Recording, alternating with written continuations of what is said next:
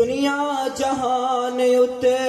करी ना गमान ओए सदा नहीं रहना इत्थे किसे इंसान ओए बड़े बड़े राजियां नू मौत ने नी छोड़िया जिद उत्ते दिल आया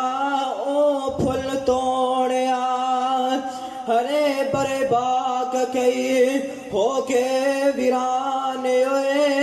सदा नहीं रहना इत्थे किसे इंसान ओए दुनिया जहान उत्ते